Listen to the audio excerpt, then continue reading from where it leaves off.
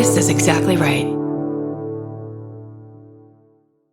This episode is supported by FX's The Shards, a seductive drama from executive producer Ryan Murphy. Set in 1980s Los Angeles, the series follows a group of glamorous, deeply entangled high school seniors drawn into a life of wealth, beauty, parties, and excess. At its center is Brett, whose reality begins to unravel when the arrival of a new student coincides with a series of mysterious murders. FX's The Shards, now streaming on Hulu. Goodbye.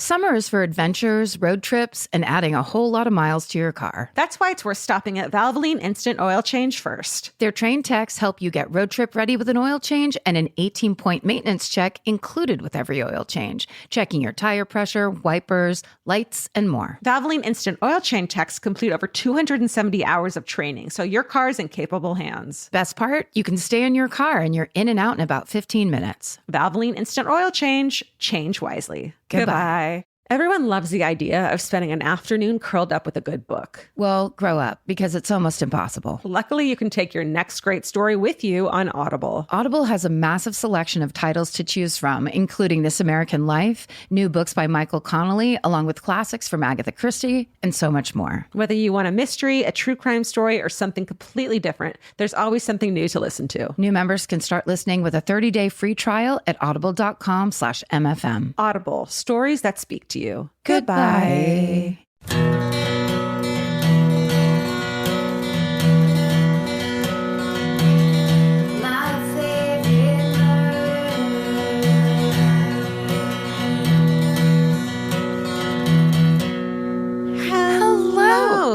And welcome to Rewind with Karen and Georgia. It is Wednesday, and that means it's time to take you back to the not-so-distant past where things were shaping up to be the nightmare that it is now. That's right, but keeping it positive, this is the show where we recap our old episodes with all new commentary, updates, and insights. That's right, and today we are going to recap episode 45, which we named Funky Diva. Oh my God. That makes me so happy that this little shop I worked in on Melrose at 18 is the name of an episode. So classic. So this episode came out on December 1st, 2016. Let's listen to the intro of episode 45.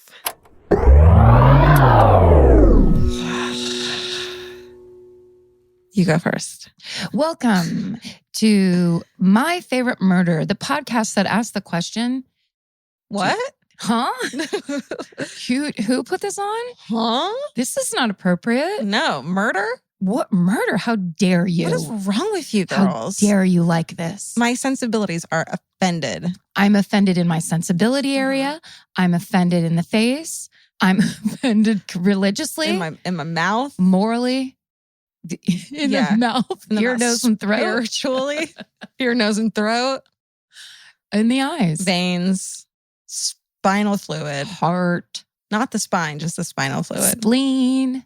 This is the anatomy podcast. Yes, we can name over 10 things in your body. Congratulations to us. Yay. That's Georgia. That's Karen. And we're here to talk to you about all of our favorite things we like the most, which is true crime. Yeah. Welcome. If you don't like it, later days. This is the wrong PCast for you, bro. PCast. I stole that from Vince. I don't want to take credit for that. This is the wrong PCast pie for you, friend. Yeah. Get another PCast. It's funny isn't it funny, Karen? If you reflect, I was peeing today, as you do, and I was reflecting. Sure. As I do. As you're forced to. Right. And I was thinking about how funny it is that this thing that we've been obsessed with and secretly in love with and is our kind of going to be our career. It's pretty nice to think that little Karen was right about at least one thing.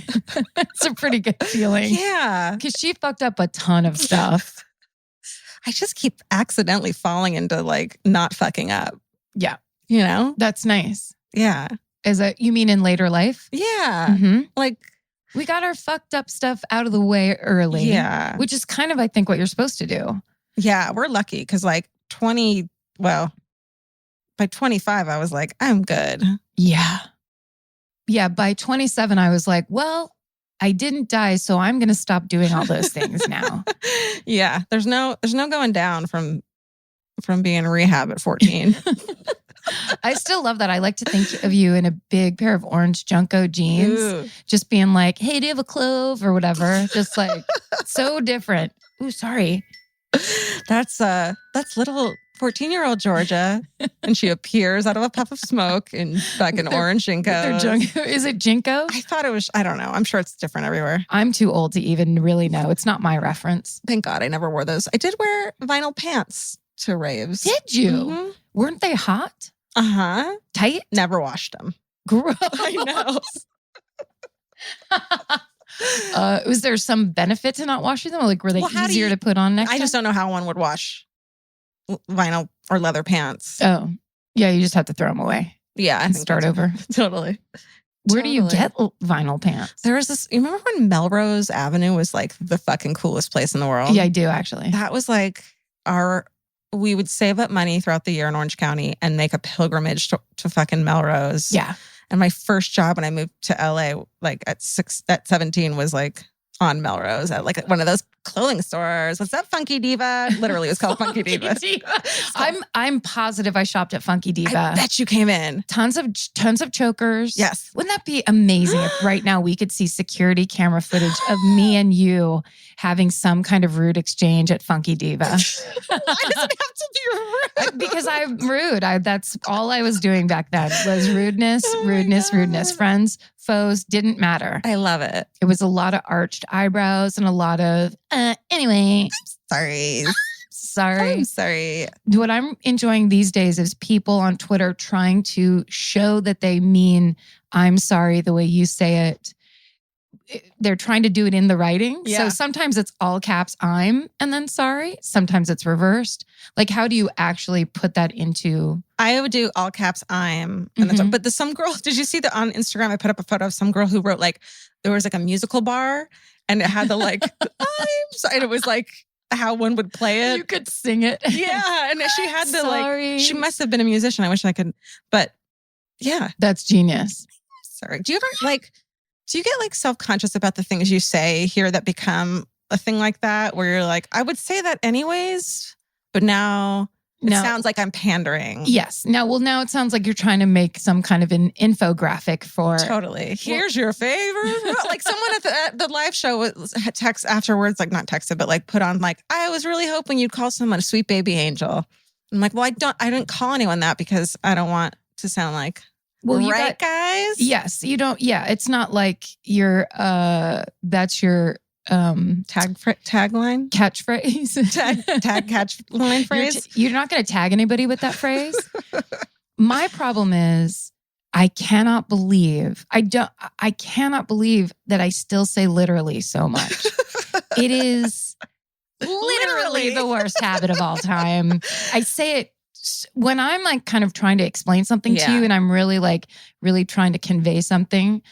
I'll say literally like 7 times. It's awful. I haven't noticed it. Well, I don't pay attention to anyone but myself, so I wouldn't know. Good plan. You know what I mean? I guess same here. Yeah, nobody cares. Yeah, nobody gives a shit. No one gives a shit about you but yourself and your cats. It's nice to be. By the way, we had such an incredible time in Chicago. Yay. It was nutso. I'm speaking for both of us now. No, I'm speaking for the royal. I had a horrible. Yeah, no. Georgia did not enjoy herself. The Karen, it was so crazy to walk out. As I explained to my sister and you and all of our people afterwards, I said I anticipated a certain amount of applause, and we got like 15 times more than what I anticipated. I've seen so many, like a couple of friends have texted me, and I've seen a couple of tweets and things like that. They got so emotional when they heard the applause of us come. Like, yeah, people keep saying that. What a bunch of nice people! I know. Thank you for clapping. I know, and like it just is neat. It's so neat. It's really neat. I think we're a little overwhelmed at how neat it is. At how neat everything is. And we're trying to process it. Yeah. But we're just happy. It's so flattering and we're happy. And we want to thank each and every one of you, which I think we did after the show. We stood there and thanked fucking God. Thanked you all to your face. I hugged so many people. And thank the Lord nobody was weird. Nobody. Nobody. Nobody. I was really waiting for like somebody with some scissors up their sleeve or something. Sure. And everybody did great. My mom sat to the side in a chair with a beer and just watched. It was like an hour and a half. It was so long. And she watched the entire thing. So did my sister and Adrian and Audrey. After a little while, Audrey came over and just started taking pictures of us taking pictures with people because she was so excited. Everybody was thrilled about it. But we did want to thank Tyler Green and Jonathan Pitts are the two people who put the Chicago Podcast Festival together, and they made it happen for us and for everybody who was there. And we want to thank them so much because they did an amazing job. Yeah, it was so smooth and easy and great. And there was soda in the green room, and there was a green room candy. Yeah, we had a bag of treats. Yeah, that's awesome. Do you know how much I fucking love what do they call them when you leave a place and they give you a bag? An exit bag. Whatever. I fucking like know what it's called. I don't know. It sounded right. Oh, like a swag bag. Swag bag. Yeah, yeah. I will go to a fucking party just for the swag bag. Sure. Even if I could buy it myself, I will fucking go. Like, you buy the shit. Want a little there. present? Oh, I just want to I like presents. We also want to thank the staff of I never pronounce it right, but the Athenaeum Theater, which is the 105-year-old theater where we did our show, where all those people were. And that staff had to wait until we said hi to every single person practically. And so thank you guys so much for your patience and for being there for us. Yeah.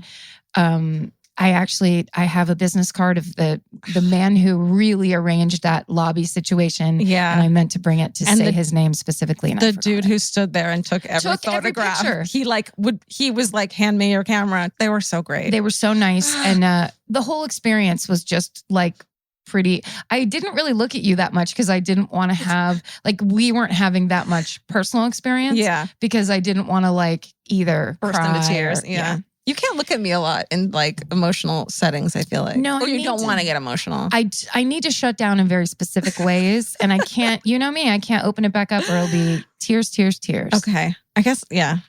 God, we're so different. We're like opposite. We're like the opposite. So we're doing the Riot LA show on Saturday, January 21st. Because that's the one at the Orpheum, right? I think so, yeah. So it's another big old-fashioned theater. Yeah. Please help fill it out so we don't feel stupid. Yeah, we don't want to feel stupid in our own city. Oh my God. Around people that we know. Oh my God. And we keep talking about in Chicago, they did this and that, pat on our back. And then we go to LA and it's 4 people. Yeah. It's your manager, my agent wouldn't go. Who else would be there? Judging us. In the crowd. No one makes a giant Elvis fucking cutout face like they did in Chicago. Oh, I forgot. So a girl made... Oh my God, I'm going to call her out because she was amazing. She took a picture of Elvis. She blew it up so it was bigger than a human head, twice the size of a human head. And then she had it in front of her face. So when the lights came up and we were talking to people to get the hometown murder at the end, I saw this thing that I thought a girl dressed up like a furry, dressed up like Elvis. It scared the shit out of me. I was genuinely scared of her. But it turned out she was just holding it in front of her face look, Elvis is here. You can find the photos on Instagram, where my favorite murder Instagram. Her name's Alex Graves, and what a fucking angel, baby. Thank you so much. That was so fucking cool. It was super cool. And I have photos of us with it, and I have this photo from my hotel room of me and having it in front of my face. And it really does look like when you hold it up, it just looks like you're now a huge Siamese cat. It's creepy, but in the best way because I'm obsessed with this cat. Yeah. He's sitting next to me right now. And I also have Siamese pajama pants on right now. You're living the life. Oh, I'm in deep. You're living that life. I have a parasite in my brain that just controls me and it's cat. It's from cats. Probably, right? Sure. That's real sad. Are you going to bring that cat head to New York so Elvis can be there too?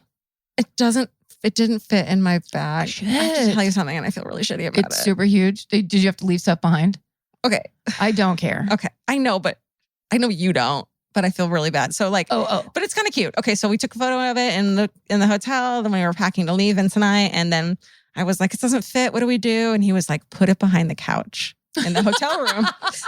So I slipped it behind the couch at the fucking Godfrey Hotel. In one of the rooms behind the couch is a fucking Elvis. And it has this girl's info on it. Not info, but Instagram and shit on it. So someone's going to motherfucking find that. That's hilarious. You know what's interesting? I had brought a dress with me to Chicago that I bought in a panic at Target for $20. Didn't try it on. I was like, this is going to be a dress. Yeah, fine. Look, I'm doing Great. it. Fine. Grabbed it. Was it black? Ran.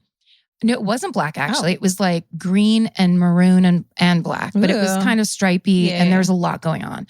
When I got to Chicago and tried it on, it turned out it was empire waist. Oh God, no! Why? Which makes me look, because I have big boobs, so it made me look like I was in my 3rd trimester. My sister's like, take it off. Anorexic girls are the only people who look good in them. Yeah. And you shouldn't be anorexic. Right. So no one. Nobody. So that's why I went shopping and told that whole story. If you want to hear, it's not a Looks good very story, cute. but it's on the Are podcast. we gonna, and we both wore black dresses. Are we gonna are we doing that from now on? Those are our show uniforms. Like the same dress or just black, any kind of black outfit? I think we should keep it like any kind. Okay. Don't you? Yes, except that means I have to go shopping because I literally own like 3 black things because I dress like a fucking schoolgirl grandma. Well, then you have 10 days. You have 10 days And for I New York. love shopping. Oh my God, shopping's amazing. I love it. Okay. But I left that dress in our hotel room with a note that said, you can have this if you want it. returned it. Oh, no, I'm To an asshole. Target? Yeah, I return shit all the time to Target. Anytime I buy something, I rip all the tags off You immediately. do. Yeah. See, I'm claustrophobic and can't go in a changing room, so I just bring everything home and then return it all.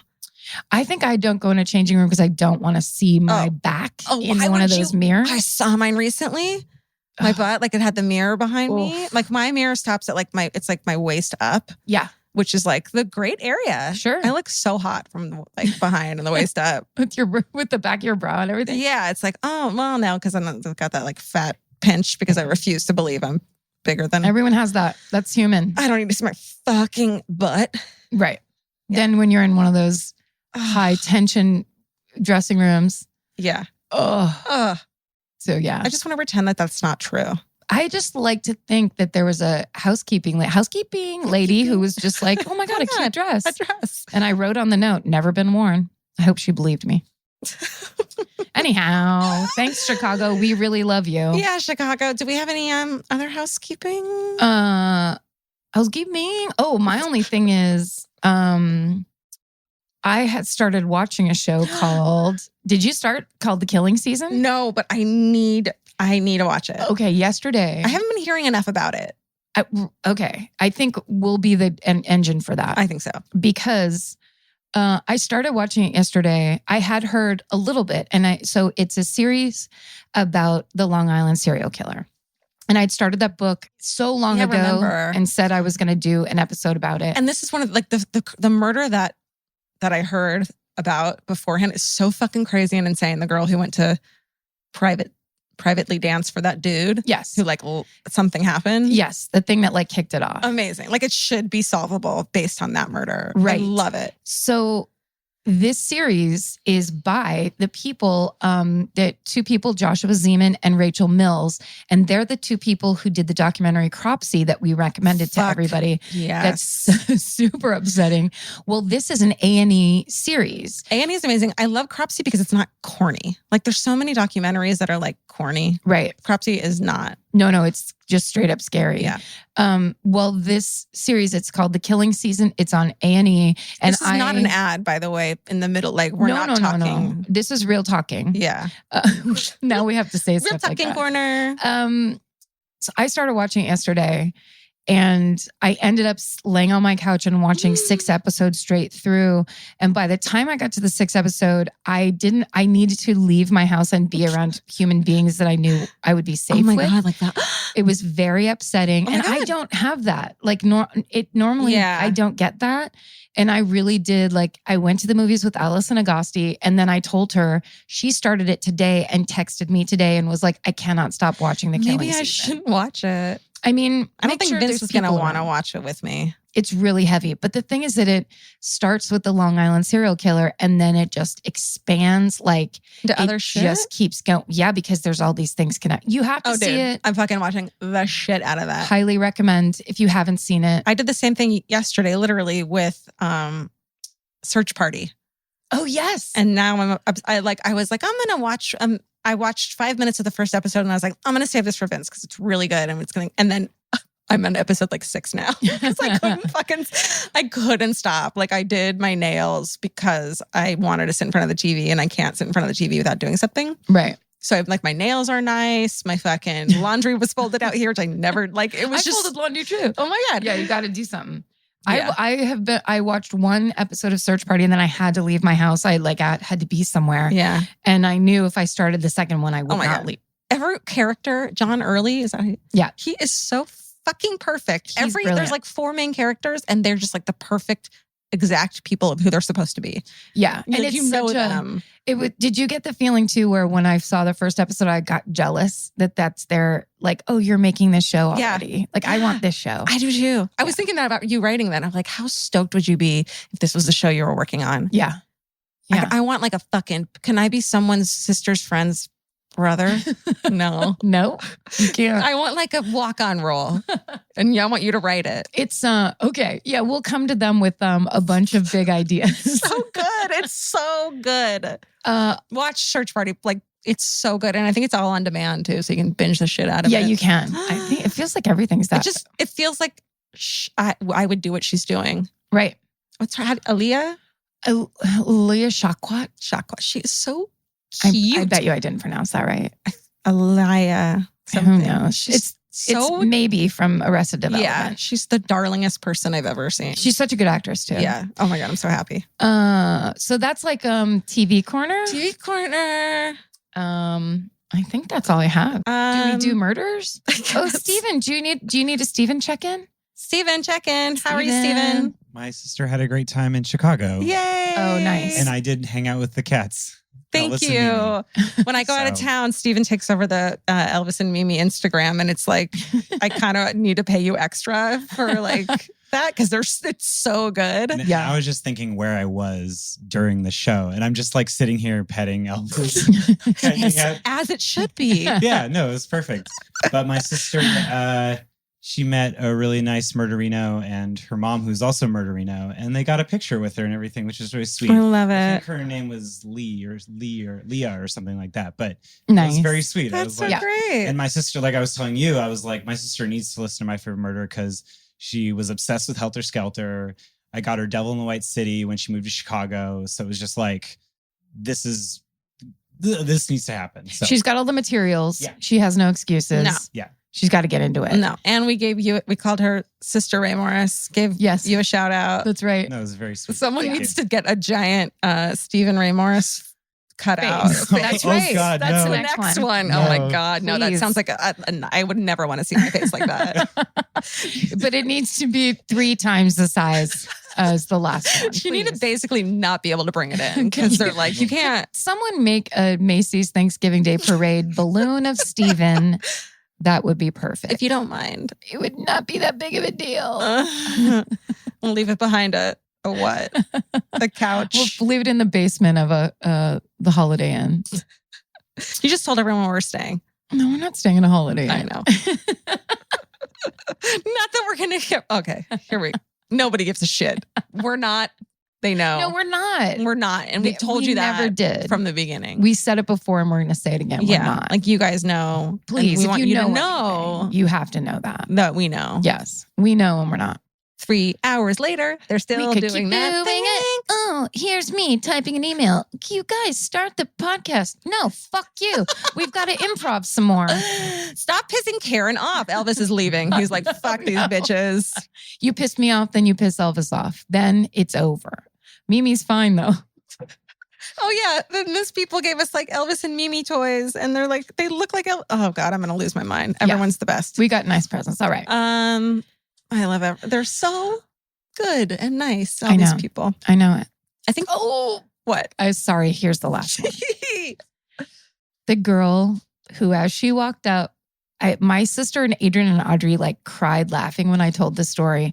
The girl who walked up like, hey, you guys, kind of all young and like she was doing weird things with her shoulders. So she was all kind of goofy. And then when she got in to take the picture, she goes, you guys, Oh my God. my dad killed his business partner and got away with it. Bye. Stay sexy. Don't get murdered. She was just like this cute, like kind of sorority-ish chick.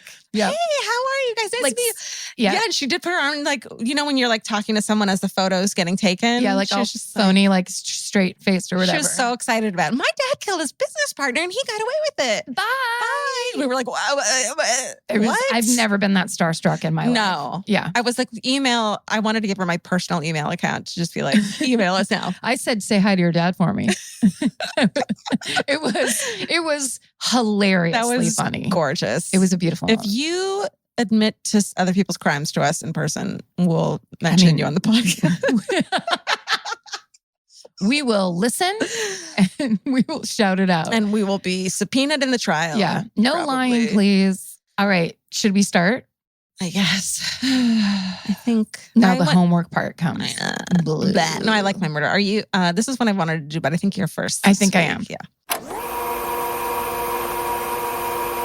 And we're back. We're here. It's so funny that we're talking about the listener, Alex. She's still a listener. She's still a friend. And I totally forgot about that Elvis head. That you left in the hotel room. That's so funny. It was gigantic. It was enormous. It was so awesome. I wish I had let her keep it because I couldn't have carried that onto the plane. I mean, it was double the size of an overhead bin, I think. It was so great, though. It was Wasn't classic. it? Yeah. It was great. It was like 3 people could have stood behind that Elvis head. It was amazing and very realistic. Yeah. And then finding out that we were a BuzzFeed quiz, that was really early on. Yes, it was. Happened. Very surreal. And at first it was like, oh, well, that's people that like our podcast like that quiz. And then it just lived on. It just went on and on. Yeah, it's just so wild. I like when I was listening to this episode, I'm like, it feels like it took longer for us to hit that peak, but it was so fast. How are we going to wrap our heads around that? We couldn't. Well, and also because it was like, if we would have been able to wrap our heads around it, I think if we stopped for 3 months. Yeah. But it was like going and then just the work. I think the weird part was the amount of work just kept adding and adding and adding and adding. Yeah. So it was like we didn't have time to think, to process, to talk about it. It was literally just every time I saw you, you were holding your phone up to show me a new shocking piece of information about what was going on. It was just always surreal. Well, we kept going and we kept showing up at my apartment and doing new stories. Stephen kept showing up, recording them. We appreciate that. Thank God he did. So nice. Okay, so this is a classic, your story that I had never heard before, but still think about. Let's get into Karen's story about Lord Lucan. Some flavors will always make you smile. And with Kachava's new cinnamon French toast flavor, you can enjoy the taste of your favorite childhood breakfast without the sugar crash. Kachava is an all-in-one nutrition shake that comes in so many delicious flavors, including the brand new cinnamon French toast. It's made with real cinnamon bark for the richest, deepest, most authentic flavor. And just 2 scoops provide complete nutrition your body craves with protein, fiber, greens, and so much more. Kachava provides clean nutrition to fuel wherever your day takes you. No fillers, no nonsense. Okay, the Exactly Right Media office has all become obsessed with Kachava because they keep sending us these amazing boxes of all the flavors, and everyone kind of fights over it now. So we got this new flavor in, and I mean, there was a line to try it. It's pretty great. We're real believers in the whole Kachava line, so treat yourself to a childhood favorite. Go to Kachava.com and use code MFM for 15% off your first order. That's Kachava, Kachava.com, code MFM. Go to Kachava.com and use code MFM for 15% off your first order. Goodbye. The future has an annoying habit of always showing up. That's why now is a great time to start planning ahead. Enter Acorns. Acorns is a smart way to give your money a chance to grow. You can sign up in minutes and start automatically investing, even if it's your spare change. The Acorns potential screen shows you the power of compounding and how your money could grow over time. You can quickly adjust how much you're investing every day, week, or month to make sure you're always building towards your goals. Whether you're just starting out or thinking about settling down, Acorns supports your big and small goals across every stage of life. Sign up now and Acorns will boost your new account with a $5 bonus investment. Join the over 14 million all-time customers who have already saved and invested over $27 billion with Acorns. Head to acorns.com/MFM or download the Acorns app to get started. Paid non-client endorsement compensation provides incentive to positively promote Acorns. Tier 2 compensation provided, potential subject to various factors such as customers' accounts, age, and investment settings. Does not include Acorns fees. Results do not predict or represent the performance of any Acorns portfolio. Investment results will vary. Investing involved. involves risk. Acorns Advisors, LLC, an SEC registered investment advisor. View important disclosures at acorns.com/MFM. Goodbye. Summer means a whole new world for your feet. They're walking more, sweating more, and going barefoot all day long. For summer feet that need real comfort, there's Bombas. Bombas has a whole line of sport-specific socks for golf, yoga, the gym, and every kind of runner. They also make soft, supportive compression socks that are especially great for summer travel. Bombas sandals and slides are made from super lightweight, cushy, waterproof EVA foam, so they feel incredibly comfortable. And the best part, for every item you buy, Bombas donates an essential clothing item to someone facing housing insecurity, with over 200 million donations and counting. I wore my Bombas compression socks on the plane ride to and from Italy. And listen, I'm a girl of a certain age at this point. It needs to be done. And I felt so comfy and so secure with my cute little Bombas socks. So head over to bombas.com/MFM and use code MFM for 20% off your first purchase. That's BOMBAS.com/MFM, code MFM at checkout. Goodbye. So I have, because of watching The Killing Season and how heavy it is and how it feels like everyone in the world is a serial killer by the time you're halfway through with it, which in some ways is a fun feeling. It's fun, isn't it? I like it. And yet you're still alive. We made it, everybody. Yeah. So I switched over as a palate cleanser. I started watching The Crown, which is a wonderful Netflix series. British procedural. It sounds British. Is it British? It's the story of Queen Elizabeth. I figured. God, I'm so smart. The newest one. Yeah, it's so in a way it is kind of a British procedural. Wait, it's the newest show about like how she became the queen and what her life was like privately. She's like a badass. She's a total badass. Yeah. There's parts in it. I want the Crown TV show to come out with their own book on how to be politely assertive. Yeah. Because that's her.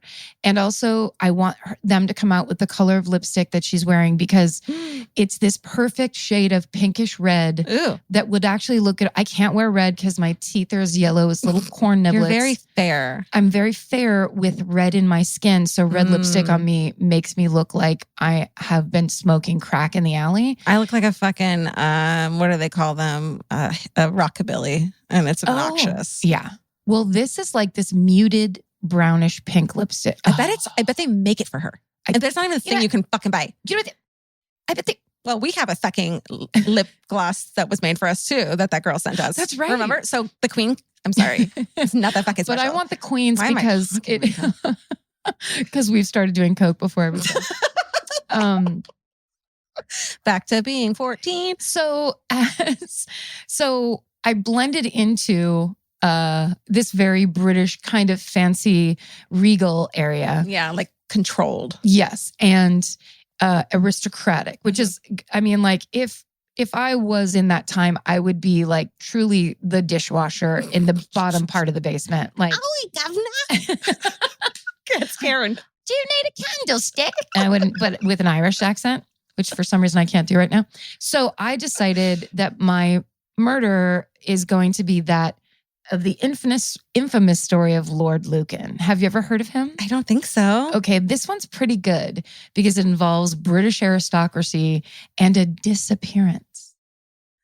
Ooh, I love disappearances. All right, so here's the story of this guy. It was born John Bingham. And he was born on December 18th, 1934 to an aristocratic family in Marylebone, which is the funniest name it's a neighborhood, I guess, in London. Oh, you're going to get, I don't care what you say next. You're going to get a correction about like what it pronunciation, is. the area. Not in London. It's actually in Wales. It's not a neighborhood. It's fucking in New York. Square and it's down. It's fucking in New York. Bye. Yeah, this whole I once again am flying in the face of logic and just trying to be British once again. Aim for the fucking nose. Aim for the stars. Aim for that button nose. So John Bingham, during World War II, when he was a boy, he was evacuated out of London, out of Marylebone. They're gonna be like, it's pronounced Millibin. Yeah, totally. He was evacuated to Wales and then to Canada. And he got to live with his rich like friends of family, That sounds distant nice. relatives, who are like crazy rich. But then when he came back to England when the war was over, he was sent to Eton College. Now, I was thinking about this in my head, but I didn't look it up. I think over there, Eton is like a boarding school that's like grammar and high school. Yeah, it's not they have- necessarily a college like we think of They college. have like finishing school, right? Where like you pass your, And again, where you put a book on your head. save it if you want to fucking email, text us tweet us that we're wrong. It's like a, Someone in England tell us what Eton no, College is. I don't care. No, Okay. I do care. No, Okay. don't tell me. But I think it's Like a finishing school. No, I'm going to keep saying that till you agree with me. this time you said it like you'd been thinking about it and now you've decided it's a Yeah. finishing school. Yeah. I think it's like high school and perhaps Like a boarding school. exactly. Anyhow, Finally, we agree. so when he was there, he supplemented his pocket money with he was a bookie. Oh, And so that's cool, right? yeah, I think it's very cool. I do too. He had a secret bank account Oh my God. and he made money As a kid, as a kid. my grandfather was a bookie. For real? Yeah. Barber. No, The barbershop front barber, quote unquote. bookie. Nice. Anyway, sorry.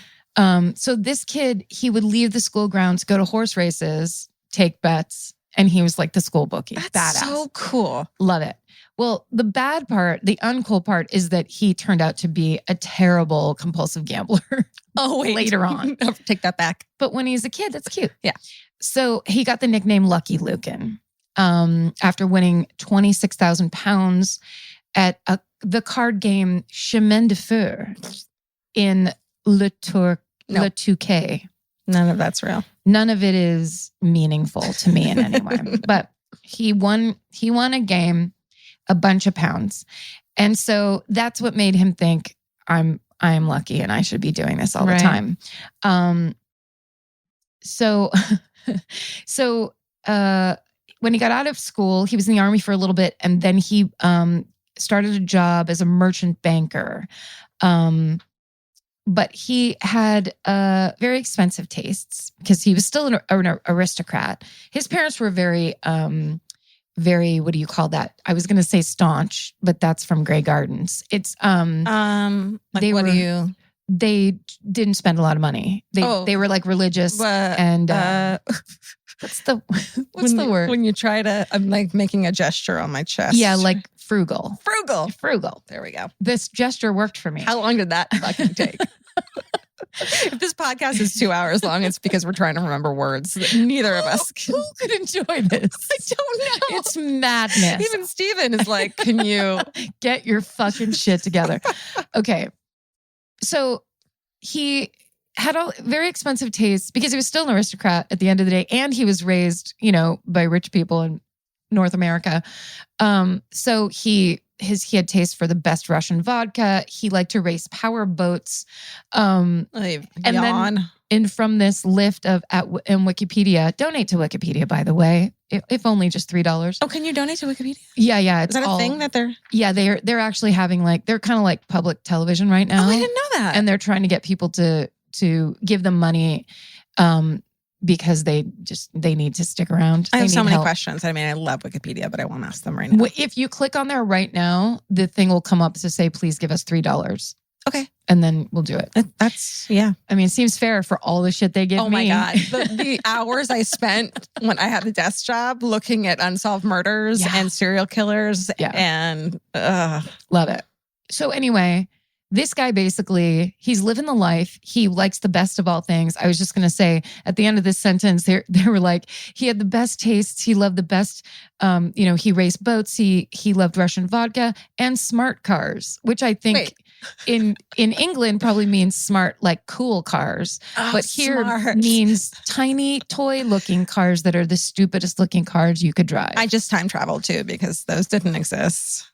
Right. Like, how cool would that be if you were just like... They're like, he invented the smart car. Yeah. All right, anyway.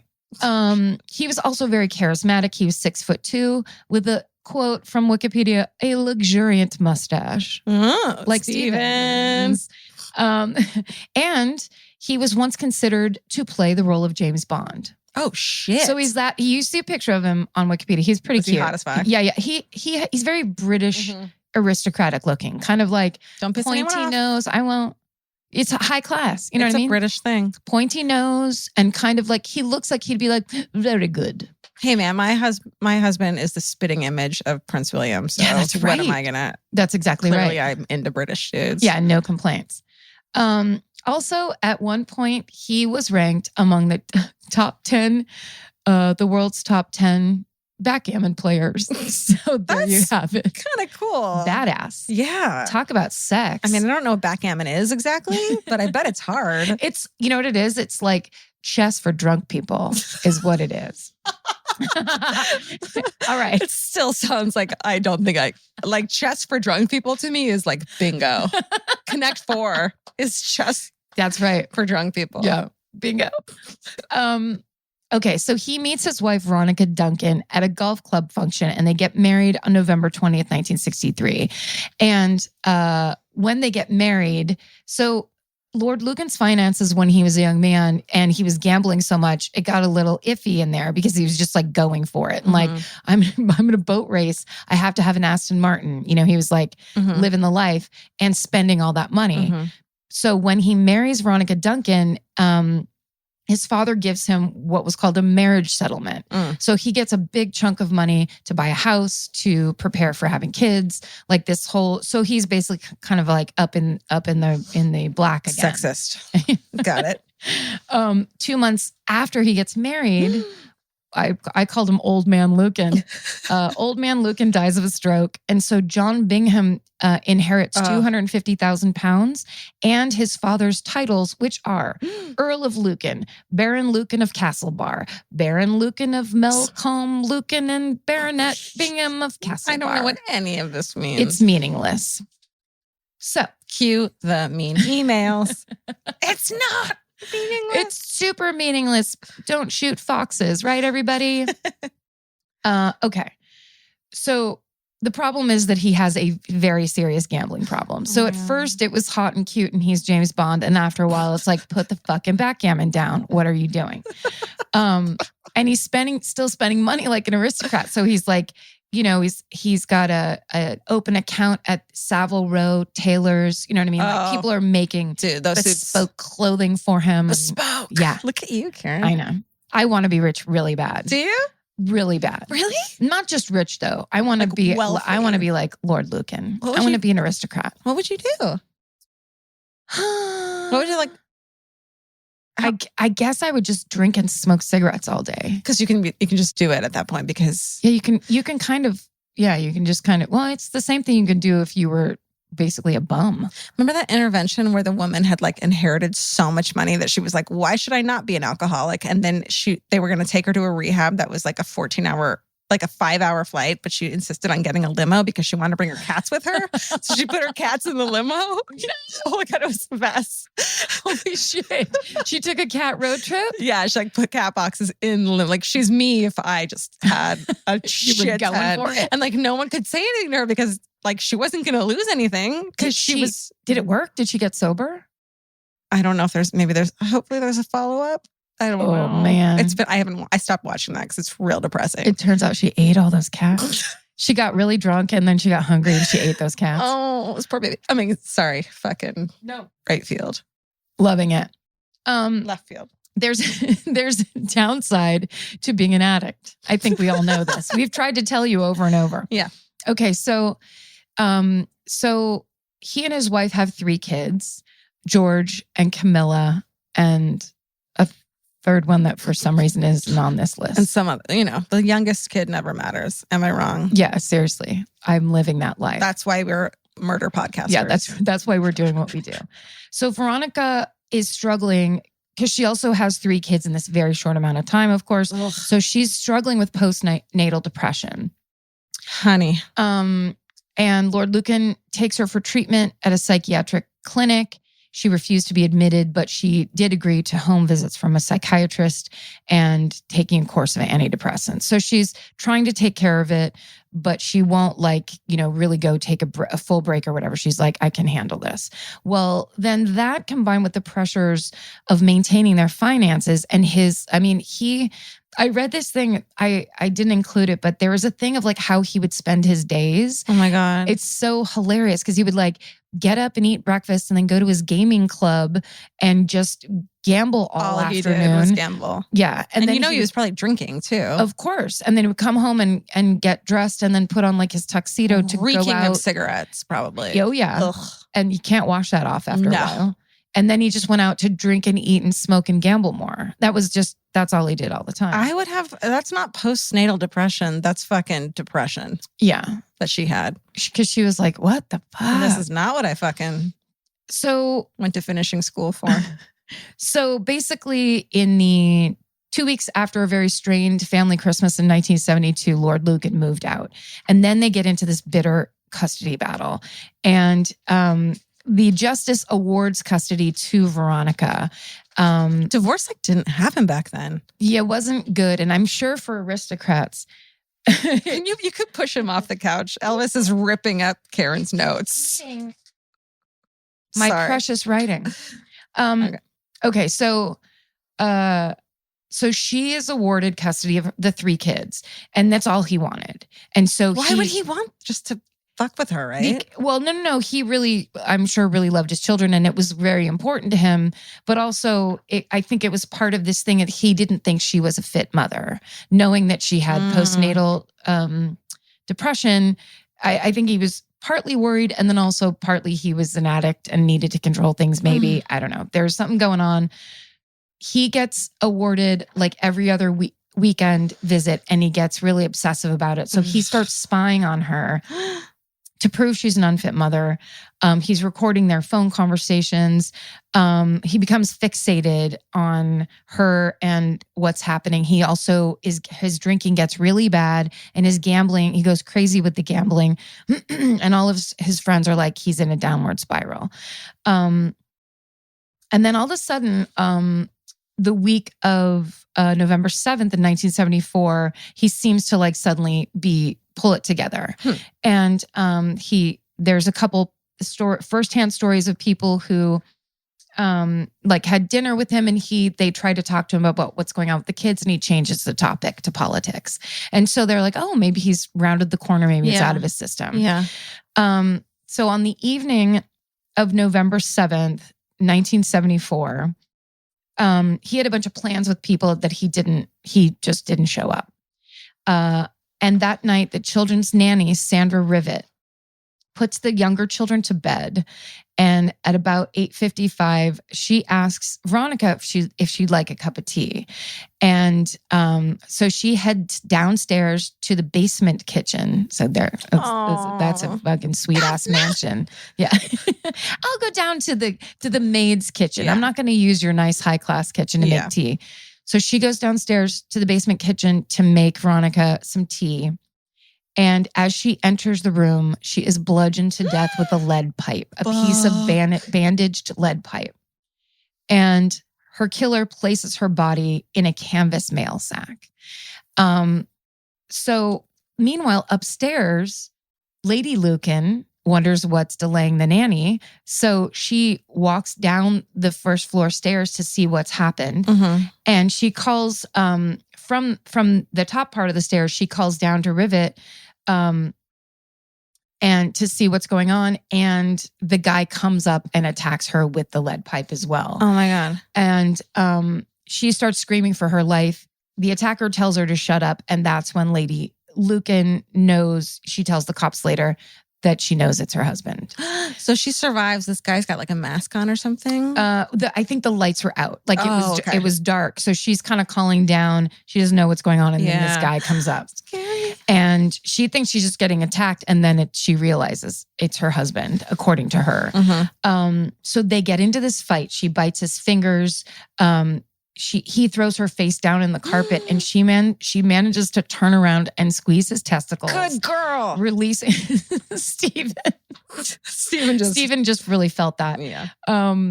causing him to release his grip on her throat and give up the fight. She asks where Rivet is, and Lucan was at first evasive, then eventually admits that he just killed her.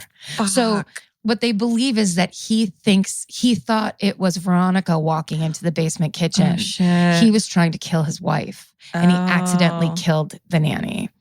So this is according to Lady Right. Lucan.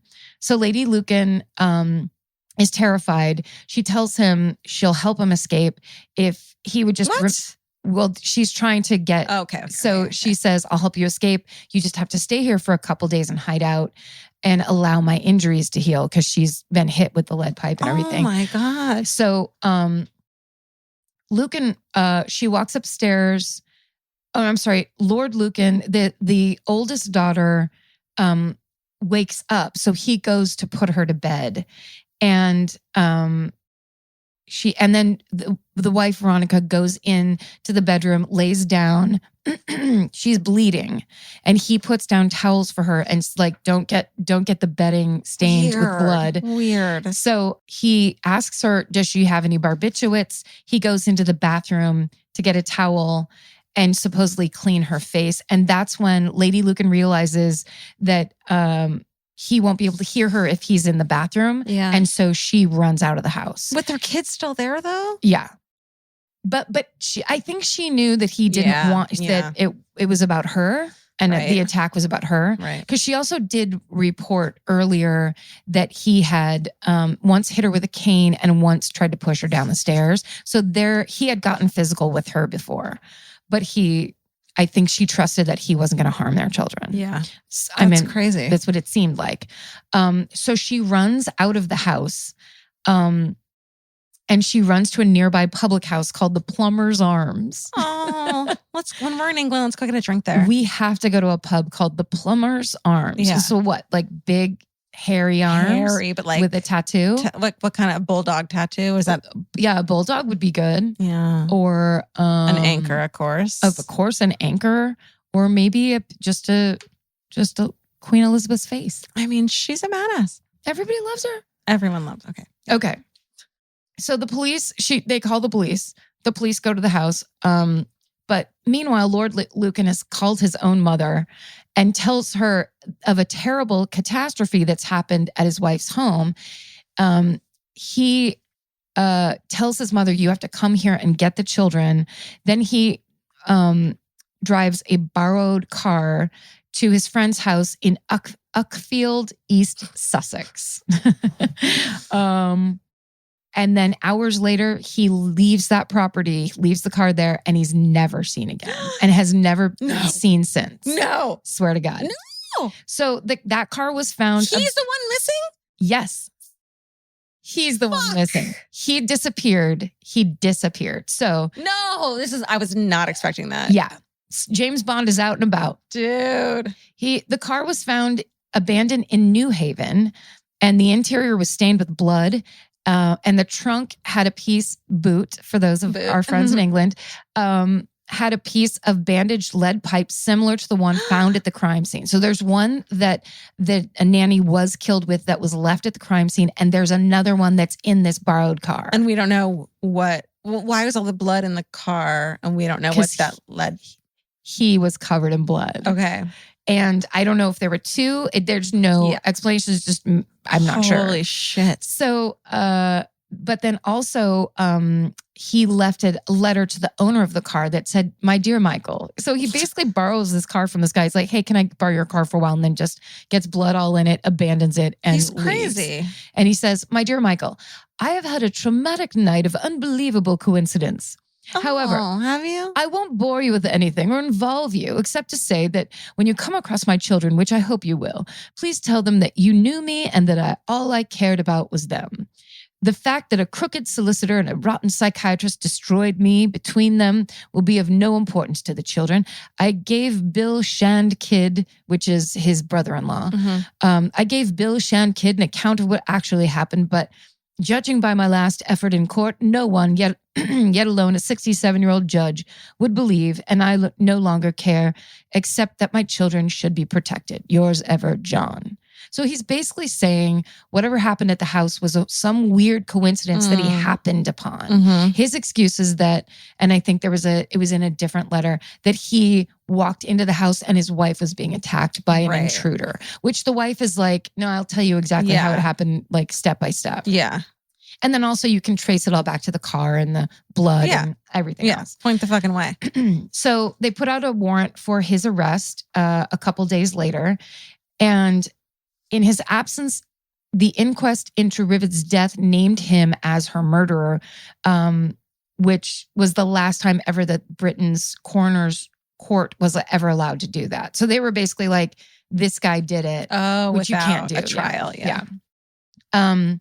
So a thorough search of New Haven Downs was judged impossible. I don't know if what's New Haven Downs? What's a thorough search? What's anything in this fucking world? What is life? I pictured New Haven Downs to be just full of a bunch of brambles. Charming as fuck. It's like the moors, but brambly. Brambles everywhere. Brambles and scones. Scones.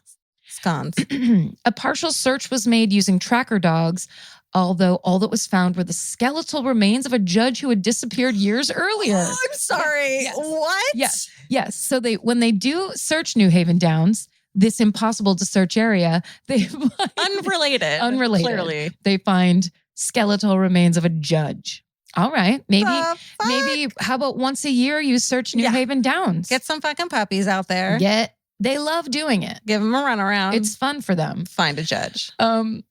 Police diverge searched the harbor. So basically they went everywhere and tried to find this guy. This guy's more important than a fucking judge. Yeah, that's right. Clearly. He's a way bigger deal. Yeah. He is among the top 10 backgammon players in the world. You have to find him. Must find him. They don't find, so basically they can't find anything. They used infrared photography. I don't see where. They use smart cars. Smartphones. So a warrant for Lucan's arrest to answer charges of murdering Sandra Rivet and attempting to murder his wife was issued on Tuesday, November 12th, 1974. And descriptions of his appearance were issued to Interpol. So it could be International. And of course, all across the UK. So apparently since that time been a great British pastime to theorize where Lord Lucan is, and people love saying they saw him places. So the reports have been coming in pretty consistently year after year. Oh my God. Saying, I saw Lord Lucan here or there. And so some of the places they have reported seeing him was as a hippie dropout in Goa, which I don't know. No. I don't know where that is. Doubt. Where he was known, they said he was known there as Jungle Berry. As you do. It's the best nickname of all time. Is it? They said he was backpacking on Mount Etna. Someone said they saw him working on a sheep station in the Australian outback. Yeah. Those all sound like things people who run away from life would do. Yeah. To get as far away as possible. Yeah, who like trying to not have an identity anymore. Right. Which would make sense. Yeah. But John Aspinall, who was the owner of the Claremont Gaming Club, which is the place he used to go like around lunchtime every single day, said, told the news, I find it difficult to imagine him in Brazil or Haiti as a fugitive. I don't think he has the capacity to adapt. Which is kind of rough. There was also a rumor, Aspinall owned a private zoo.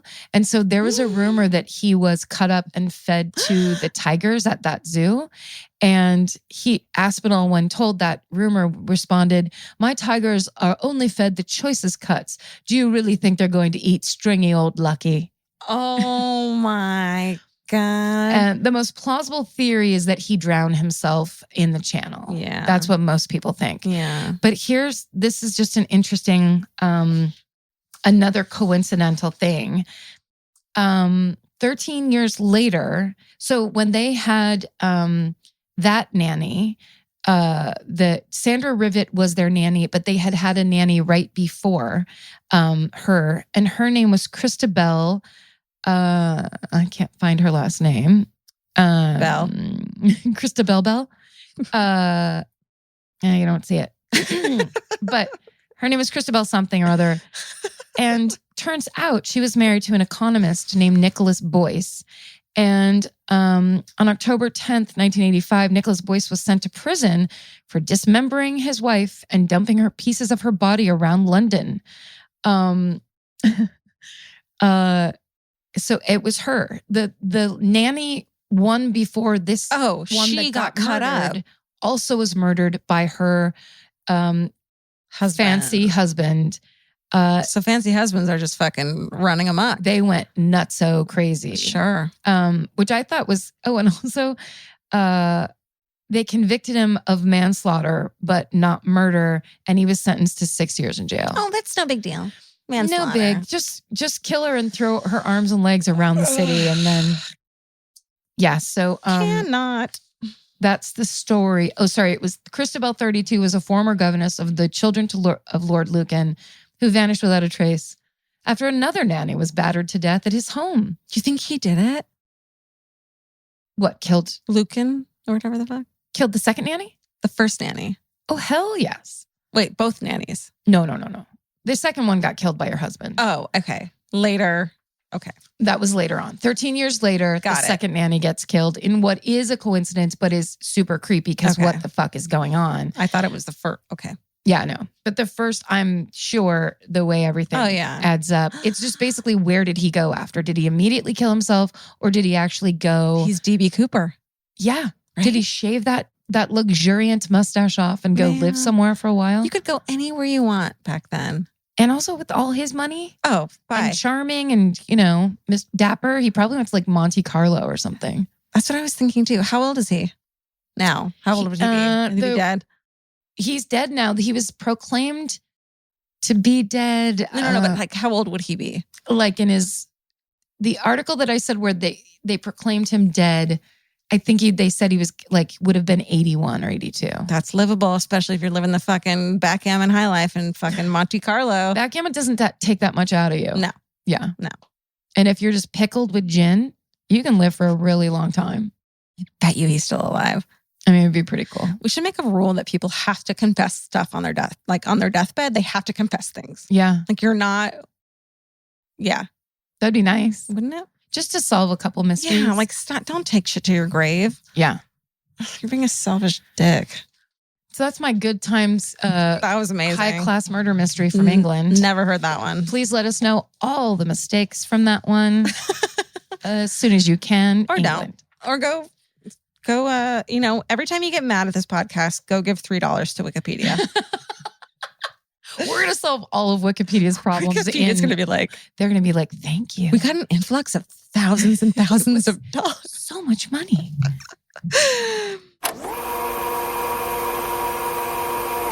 Okay, and we're back from your story. I still can't believe they just found a judge. Yeah. The skeletal remains of a judge, but okay. I mean, wild. There are some updates for this story. Okay. Not on Lord Lucan, but Sandra Rivet had a son who she gave up for adoption when he was a baby. So Neil Berryman didn't learn of his biological mother until she was an adult. But he did know that her death was one of the biggest murder mysteries of all time. He believes Lord Lucan was the murderer and that he escaped to Africa. So he's continued to search for him, spent years working with former BBC investigative journalist Glenn Campbell, not to be mistaken for the singer. Mm-hmm. You can see that investigative journey on a BBC series from 2024 called Lucan. Wow. Yeah. So I feel like if his body was never found, he was still alive. You know? yes. I just don't buy it. Also, when people have money to run, like they can do a lot Yeah. and get away, especially back then when there was no Totally. like internet, no nothing. Yeah. There was no like CCTV footage and like facial recognition software. You're just fucking gone. And that guy, like, he grows a pencil thin mustache, or he maybe already had one, but he grows a different kind of mustache and then just goes into the mountains, like in France somewhere, and he's Yeah. gone forever. Like, Do you think it's better to disappear into like a crowded anonymous city or a smaller like woodsy town? city. Yeah, right? I think like you get yourself a little walk-up apartment in the Lower East Side of New York, Yeah. and you dye your hair some weird color. Nobody. Nobody will ever find you. Yeah, because if you're in a small town, you know everyone. Everyone knows everyone. Some stranger coming into town is immediately suspicious just because why would you move into this small town by yourself? Yes. Immediately people are talking about you. If you're at the grocery store all of a sudden, they're like, who is this interloper? Unless, what's that little like weird shanty town in like Joshua Tree? Oh, 29 Palms? No. That's the army base. I don't know what you Don't mean. move to an army base. There's like a weird, it's like They'll totally be onto you in that army base for sure. It's like a 29 Palms Salton Sea type of like town, shanty town where like it's off of the grid. And people go there to get away. That's what it's Slab City. Oh, I've heard of that. Yeah, it's like really like graffitied, and you can kind of live off the grid and live in your RV or your home that you made, or your tent or your car. Is that where you'd go for your escape? Where would you go to escape forever? Well, I'm not telling anyone, but if you really wanted to find second choice, I guess Slab City. Maybe somewhere in Europe, just to have something new and exciting. Because like just be like, I'm going to Baltimore. It's like I would be like, I want to go home now. Not that I don't want to be in Baltimore, but it's like not different enough to be super exciting that you're on the run. Yes, it wouldn't feel like hidden enough. Yeah. I feel like I could definitely go to Pittsburgh. I would blend in perfectly. Love the vibe there. All right, so I'll be in Baltimore. You'll be in Pittsburgh. And we'll call each other on the phone and talk like this to each other. I don't know what this accent is, but this is the one I'm going to use. It works. It works. Thanks. How about we, all of us listening, meet at the Plumber's Arms in London, which is still open. Still open. The Plumber's Arms. I Hey, mean, you like, guys, that's the beautiful part. Yeah. British pubs are kind of forever, or at least fight like hell to be forever. Yeah. Right? Yeah, and they won't turn you in. That's some like... No. Don't ask, don't tell. Especially if you're good at trivia night. They would never turn you in. Oh, also, just so you know, our writer, Allison Agosti, really did a bunch of research and trying to find out what that pink-brown lipstick color was from The Crown. That's amazing. And there's a couple options. She thinks it's a Rodin Olio Lusso lipstick in a color So Mod.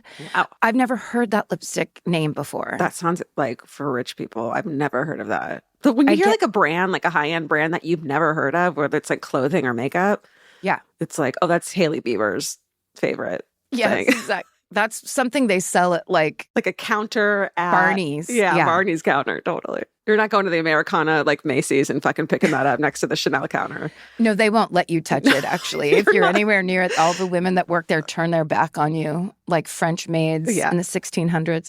So now it's time to get into Georgia's story, the Summerhill Road Murders. This podcast is brought to you by Squarespace. Every successful small business starts with someone saying, I wonder if people would actually buy this. Squarespace gives you everything you need to find out. From consultations to events and experiences, you can showcase your skills with a customizable website designed to attract clients and grow your business. With Squarespace's collection of cutting-edge design tools, anyone can build a beautiful, professional online presence that perfectly fits their brand or business. Get paid on time with professional invoices and online payments. Plus, streamline your workflow with built-in appointment scheduling and email marketing tools. Head to squarespace.com/murder for a free trial. And when you're ready to launch, use offer code MURDER to save 10% off your first purchase of a website or domain. Goodbye. Buying clothes is easy. That's why everyone's always doing it. But finding clothes you actually want to wear is the hard part. Get all your favorite elevated essentials at Quince. Quince specializes in effortless, high-quality essentials like ultra-soft organic cotton and premium Mongolian cashmere sweaters. They're beautifully tailored and built to last. And it's not just apparel. Quince also brings that same everyday elevation to everything they offer, from hotel-quality bedding and bath to kitchen staples, essentials, and thoughtfully designed furniture. They work directly with ethical factories, so you're paying for quality, not brand markup. It's so true that they have wonderful items that aren't just clothes. I have like 3 of their 100% mulberry silk pillowcases. I've bought throws from there. I've bought bedding from there. And it is just as great quality as their clothes and super affordable. Upgrade your everyday. Download the Quince app for app-exclusive offers or go to quince.com/MFM. Get free shipping on your order and 365-day returns. Now available in Canada and the UK too. QUINCE.com/MFM. Goodbye. The right piece of furniture can completely change your room. And your life. It's amazing what one good couch can do for morale. And that's why there's Article. Article makes it effortless to create a stylish, long-lasting home at an unbeatable price. They take great care in curating their collection, focusing on pieces that stand the test of time. There's no filler. Every item is chosen for its craftsmanship, design, and lasting value. And with Article's 30-day satisfaction guarantee, you can shop with confidence, knowing that if you're not completely in love with your new furniture, you can easily return it. I recently needed to replace my old outdoor dining room table and chairs, so of course I went straight to Article. They have the Sarik outdoor dining set. I got it in khaki green. It's such a cute, like minty green. It looks so good in my backyard. I can't wait to have alfresco dinners all summer. You know, we can carve pumpkins on it in fall. It's so beautiful. Article knocked it out of the park once again. Article's offering our listeners $50 off your first purchase of $100 or more. To claim, visit article.com/murder, and the discount will be automatically applied at checkout. That's article.com/murder for $50 off your first purchase of $100 or more. Goodbye. Ready for the Summerhill Road Murders? Yes. Dude, this is one of those ones I've wanted to do for so long. Okay. You know what I'm saying? All right. Quick sips. Quick sip. So, Fayetteville, North Carolina. It's near Fort Bragg. Let's talk about 1985. Okay. All right. So that Sunday, May 12th, an Army sergeant named Bob Seafelt and his wife noticed that the papers were piling up on their neighbor's doorstep. And they were like, what's going on? That's bad. And you know what? We haven't seen her in a couple days and her car is in the driveway. Oh. The people that were living there was a woman named Catherine Eastburn. She was the mother to 5-year-old Kara and 3-year-old Aaron, as well as Jana, who was 21 months. Ugh. Her husband, Gary Eastburn, was away attending an Air Force captain in training school in Alabama. So he was out of town. They knew that she's not fucking around. What's going on? They heard a baby crying when they went to look at the house. They look in a window and see Jana, the 21-month-old, standing by herself in her crib. Her arms were outstretched to them. Oh. That for some reason, fucking Bob is like, let's wait till the cops get here before we break in. The cops get there. They break in.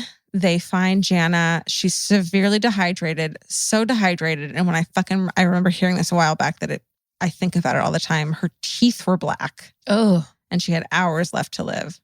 Oh my God. I know. They pass her through the window to the neighbor, and then they go to look through the rest of the house. So in the master bedroom, they find the 5-year-old Aaron lying on the floor by the bed. Her throat's been cut. Mm. On the other side of the bed is Katie, the mom. She's bound with rope. Her blouse and bra are pulled apart. She's naked from the waist down. Her throat is cut, and she has multiple stab wounds to her body. I know. Fucked up shit. Yeah. 2 doors down from the bedroom, they find Kara, the 3-year-old. It's really awful. She's stabbed to death as well. She's under her blanket. It looks like she's almost like hiding under her blanket, and she's stabbed to death. And also Katie, the mom, was raped. All 3 had severed throats. Oh. I know. Guess what day it was that they found her? Mother's Day, Oh, 1985. No. All right. So the witnesses. So one neighbor says he saw a man leave their home at about 3 a.m. after the murders are thought to have taken place based on, the autopsy. She said she saw a white Chevette parked near the crime scene. Then a man who lived in the area named Patrick Cohn approaches and says that he saw a man leaving the residence 3 nights before when the murder was supposed to happen. And he says, quote, I was walking home from my girlfriend's house about 3:30 a.m. As I was walking, I saw a white Chevette parked on the road. Then I saw this white dude walking down the lady's driveway. I passed right by him and he said, I'm getting an early start this morning, or something like that. Then I watched him get in his white Chevette and drive off. He describes the man very thoroughly. He's 6'4", blonde. He had on a black beanie, a black members only jacket, white shirt, blue jeans. Was like carrying a bag. over his shoulder.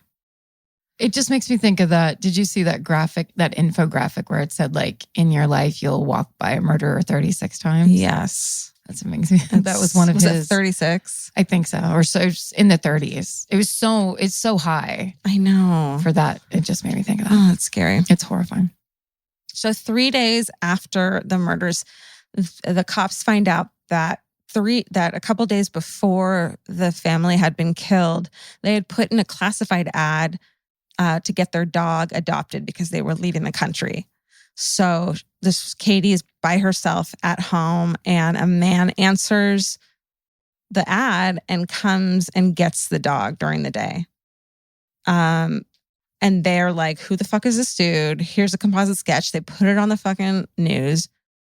The man who adopted the dog, his name is Tim Hennis, was watching the news that night and was like, shit, that's the dog we adopted. And I look a lot like that sketch. So he goes to the police. He answers all their questions. He doesn't get an attorney. He gives them samples of hair, blood, semen, everything. He's really cooperative. But he drives a white Chevette. Oh, no. Yeah.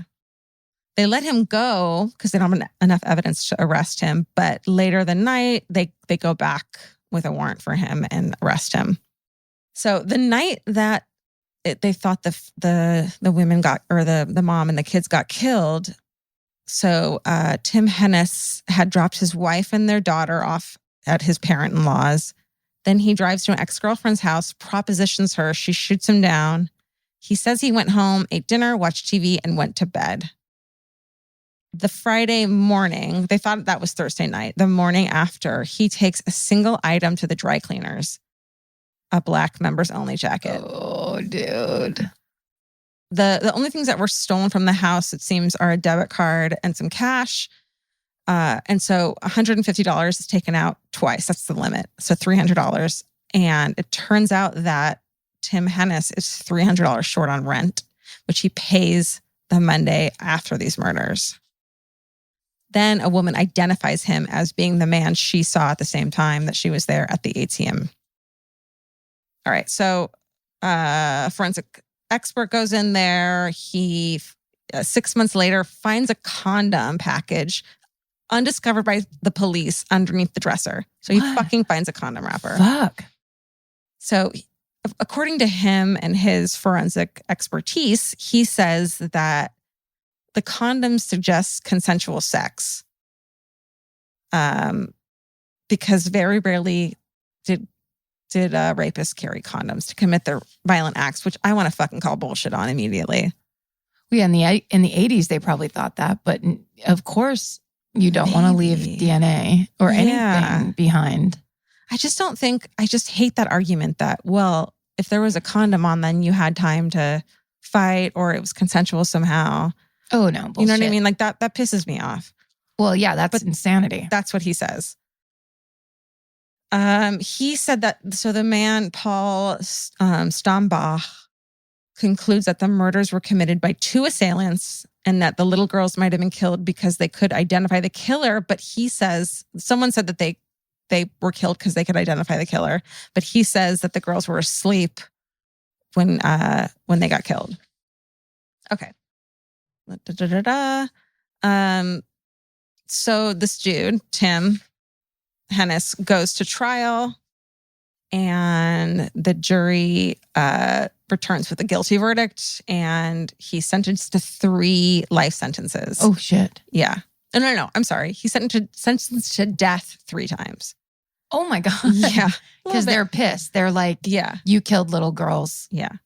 Yeah. Setting an example. Right when he's getting booked, he receives a postcard, this guy, Tim Hennis, from someone calling themselves Mr. X. And it says, "Dear Mr. Hennis, I did the crime. I murdered the Eastburns. Sorry you're doing the time. I'll be safely out of North Carolina when you read this. Thanks, Mr. X." Fuck you, Mr. X. Right? Who is that? And the prosecution got that too. Who is that? Who is that, Mr. X? So he's on death row for 2 years. And then the defense is arguing to get him out of, to get his conviction overturned. They argue that the crime scene photos that the jury saw were so gruesome and awful that it swayed the jury's decision. And his conviction is overturned in 1989. And he gets sent back for a retrial. So he's convicted and then it's overturned and he goes back for a retrial. But how can a picture sway? Like just having to look at that, there was no way that they could then go from there and make a decision. They put up these huge photos of it, over his head, and were hammering, the crime scene photos, the autopsy photos of little girls. Oh no. Were hammering it home and saying, there was no way the jury would not want to convict someone for doing this stuff. Well, and also the jury was traumatized by having to be a part of that. Yeah. Ugh, I feel so bad for those people. So, what do you think about that being overturned based on that? I mean, it just immediately makes me think of the staircase and like those people where when we think of like the prosecutor, you give them all this credit. Like you think, oh, these are going to be people who are presenting a fair case fairly, as opposed to people who have an immediate bias and want to win their case and an will agenda, do anything to do it. Yeah, totally. And if you think about the evidence against him, we really don't have anything other than some witness statements and the fact that he was there a couple days beforehand getting the dog. Yeah, he has no alibi that night. It's bad news for him because it's almost like you were presenting it in a way where I was like, oh, this poor guy. But then the more things you said, I was like, it's totally that guy. How could you? It's so obvious. Yeah. It's the Occam's razor thing where it's like this, it can't be a coincidence. Well, that's why I love this case. It gets worse. Okay. Don't worry. It gets worse. So at his second trial, all the witnesses are wishy-washy and the prosecution argues this and that, and they break under pressure. And so it's kind of all convoluted. And then the defense for Tim Hennis were able to find a dude so this dude would walk the neighborhood late at night. He was 6'4", same height as Tim Hennis. And he admitted to always wearing a members only jacket, a black beanie, a white t-shirt, and dark corduroy pants, and carrying a book bag over his shoulder. He walks in the courtroom. He's a spitting fucking image of Tim Hennis. No. Yes. No. Yes. All right. Spitting image. Somehow this dude, agreed to fucking do this. Yeah, that's what I was going to say. Wouldn't you be like, I think it's time for me to move to San Francisco? Yeah, goodbye. So Tim Hennis acquitted on all counts. Conviction overturned, acquitted. Now, sorry, but they didn't prosecute that guy. They were just saying it's possible. Yeah, they saw someone else. They kind of all the eyewitnesses they were able to discredit for whatever reason. Okay. So there was, nothing really tying him to the murder. And members only jackets were crazy popular in 1985. That's true. I was 15. Tall, blonde men wearing members only jackets. Oh my God, there were so many of them. Everywhere. Yeah. Okay, let's go. All right, this is 89. Let's go to 2007. Okay. DNA is a thing now. Thank God. Thank fucking God. So there's DNA inside Kate, the mom, who had been raped, although they didn't specifically say that she had been forcibly raped. Because the condom theory. But there was semen inside of her. Right. So the condom could have nothing to fucking do with any of this. The results of the DNA test from the semen inside of Kate showed with 12 million to 1 certainty that the semen belonged to Tim Hennis. Oh, no. Right, but he had already been acquitted. Oh, no. So motherfucking double jeopardy, right? So double jeopardy is prohibited by the Fifth Amendment. It means that you can't get tried for something that you'd already been acquitted for. Yes. Which seems like it needs to be fucking fixed, and it's stupid, but... No. Considering DNA now, in this situation, but it's a good law because it's like saying they can't just keep on coming at you and being like, we believe it's you. Like if they've proven, Yeah, if we've gone through it. But in a perfect system, when those prosecutors go to the judge with new evidence, the judge will judge that evidence and say whether or not it's worth a new trial. But there'll never be a perfect system because it's a human system. I know, that's the problem with life. So you can't just keep on going like, well, here we're going to do it again. And this time it's going to be, because then it could just be like if you had a crazy prosecutor that won't leave you alone. Well, guess what? They did it a third time. What? They took him to trial. How? Well, I'll fucking tell you. I ask as if I'll never find out. I don't know. I don't I'm just either. like, I don't know. Thanks for This is the listening. end of my story. Okay, so Tim Hennis had been a soldier in the U.S. Army.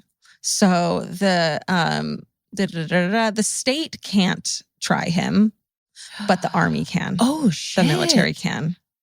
Because he'd been a soldier, the U.S. Army could, and the federal government is a sovereign authority separate from the individual states that make up the country.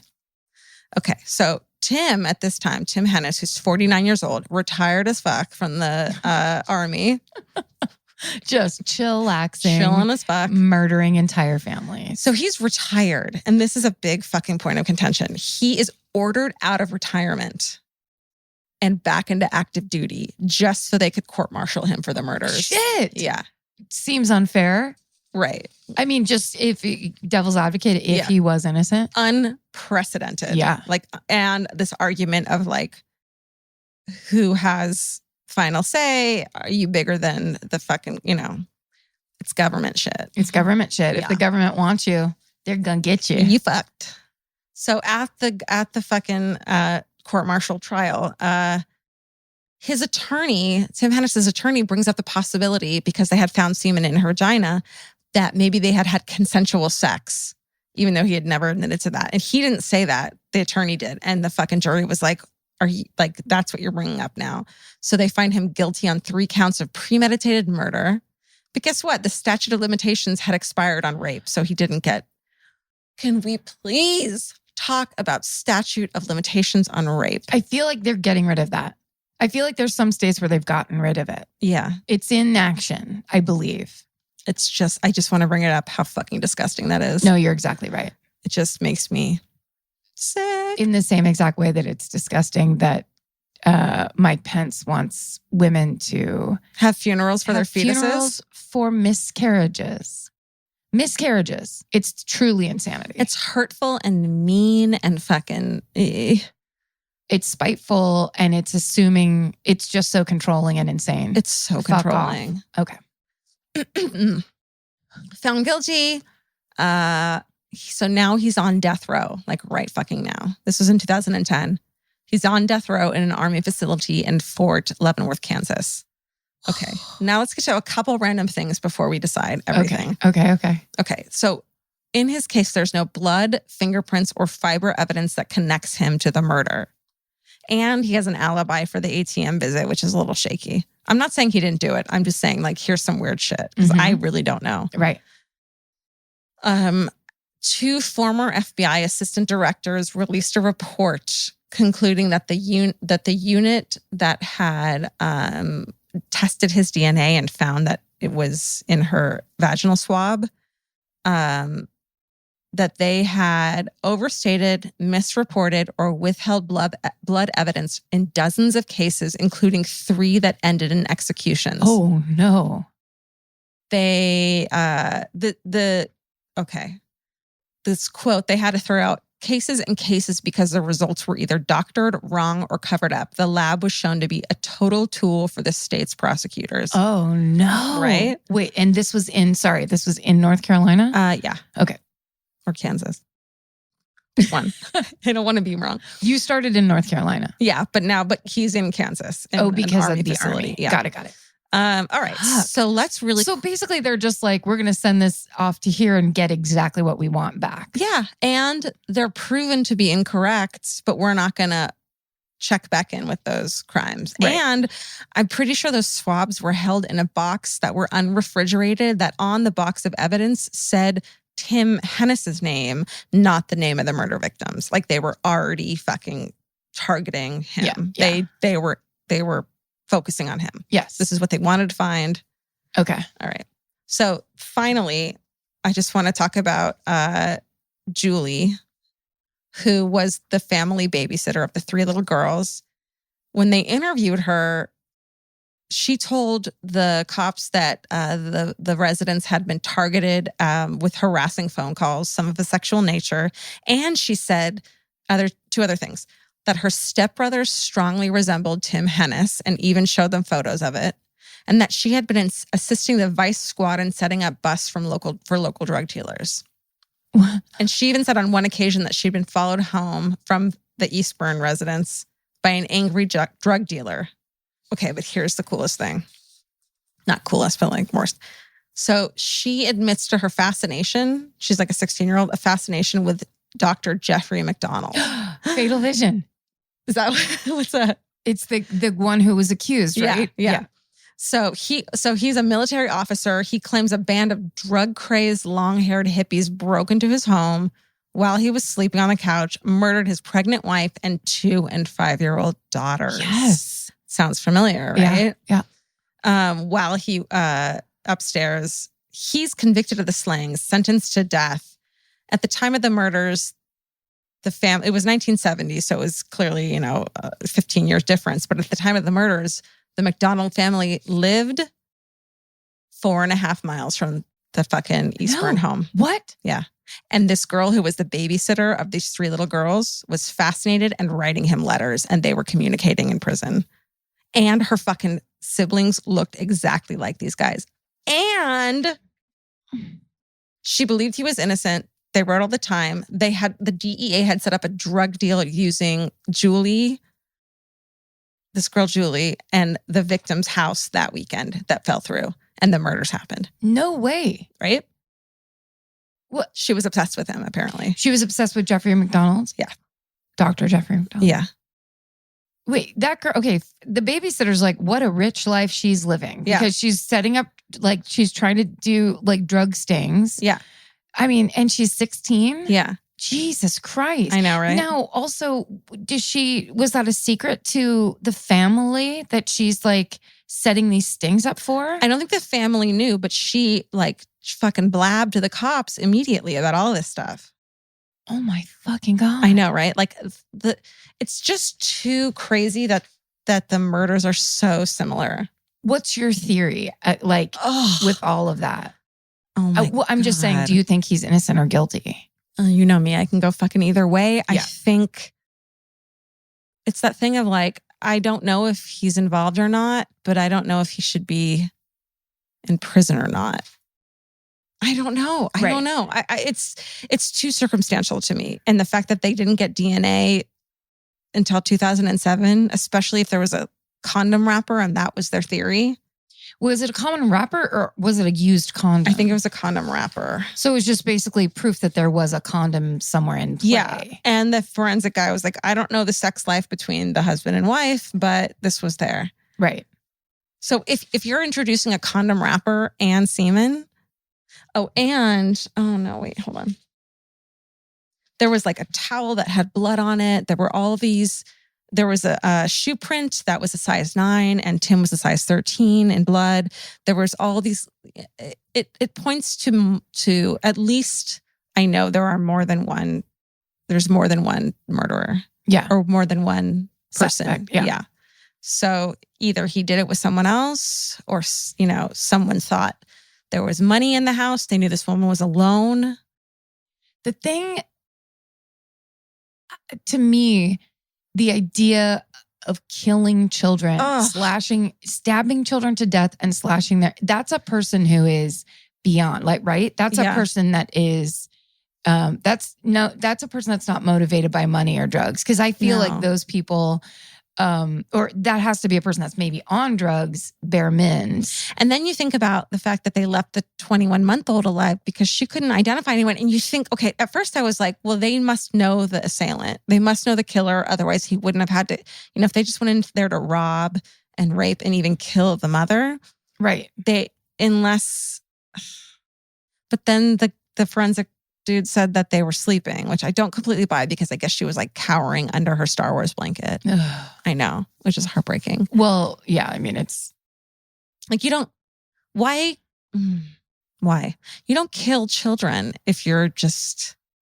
Right, because even like, even burglars are just like, I just want to steal shit. You don't kill children. You don't go from stealing fucking money to killing children. Right. And you don't, even if you're retaliating against someone like a stool pigeon who is this 16-year-old girl, what does a 5-year-old have to do with that? And who has the fucking like ice cold in their veins to be able to kill 2 children and the mother? And then why would you leave the third child? Like all of it is like so random. It just, to me, what makes sense is that the girl told information to the wrong people. Maybe she had nothing to do with it and she was obsessed with it. I mean, maybe she did. The fact that she was obsessed with this killer who maybe killed, and that's a whole nother fucking My Favorite Murder, because I think we've both talked about that one. How Errol Morris thinks he's innocent. Yeah. Yeah. I mean, that's a whole fucking episode, but it's too similar to the fucking murderer she was obsessed with. Right. And maybe he's not the murderer and or innocent man she's obsessed with. Yeah. Because why? But they're still the same. They're still so similar. Yes. Very similar. That's crazy. Now, it's such a personal thing to stab somebody to death. It's such an angry thing and as we all know, that's like a personal attack.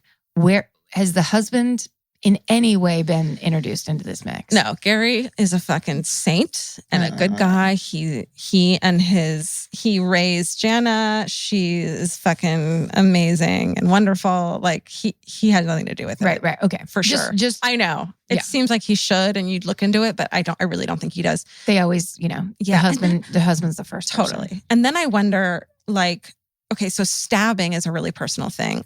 But that's not as gruesome as something like slitting someone's throat.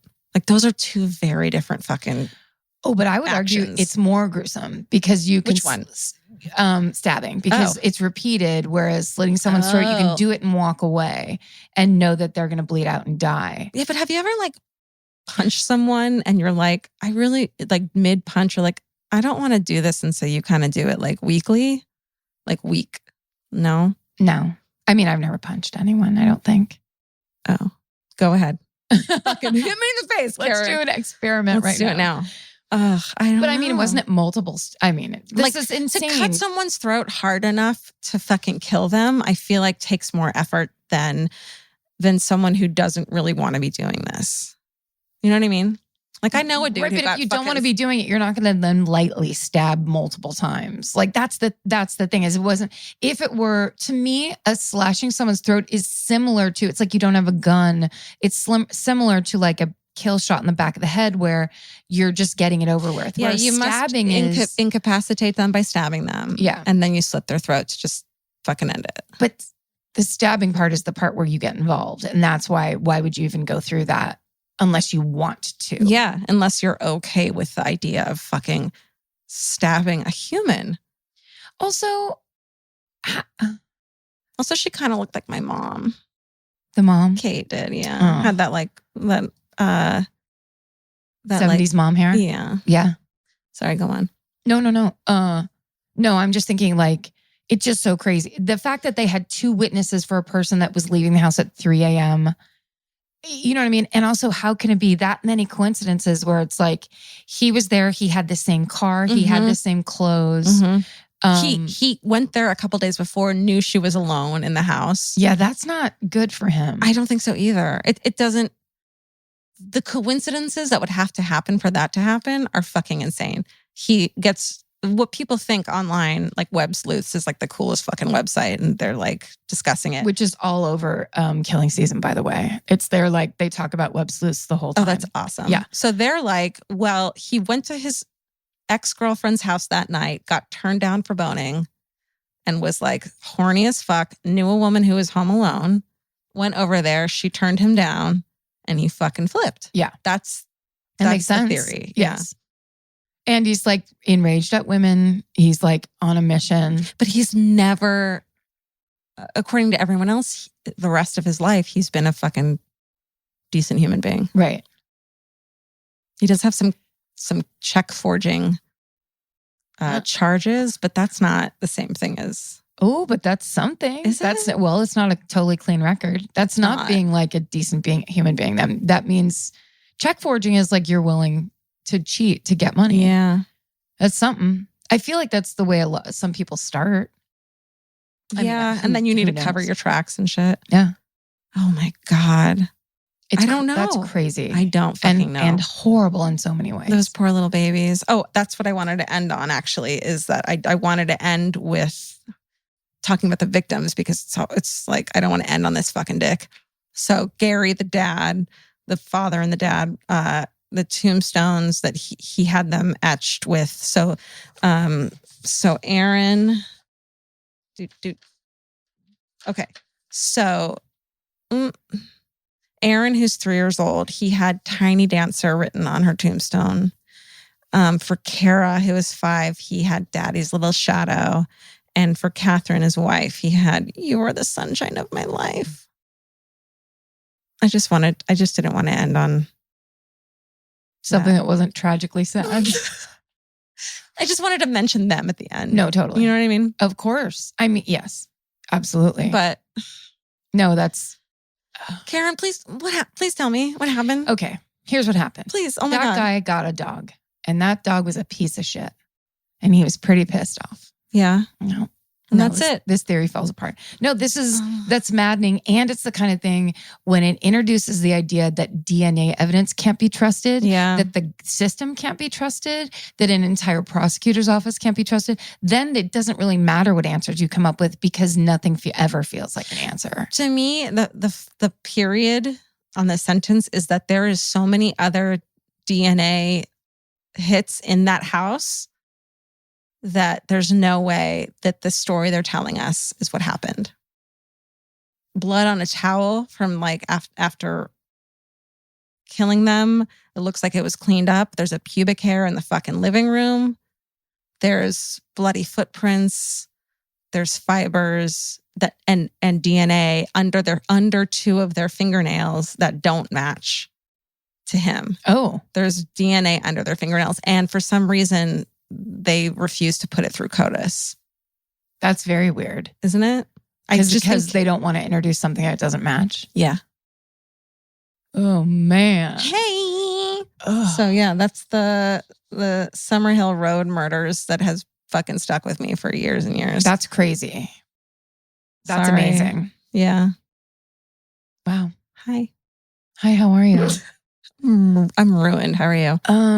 Yeah, not great. No. Well, fascinating though. Yeah, isn't it? Well, because they are, I just was reading something recently about how I think it's the hair evidence. Was it hair evidence? Something is becoming more reliable than fingerprint. Something's more reliable? Yeah. Like Oh. they're starting to say the fingerprint evidence might not be as reliable as they thought.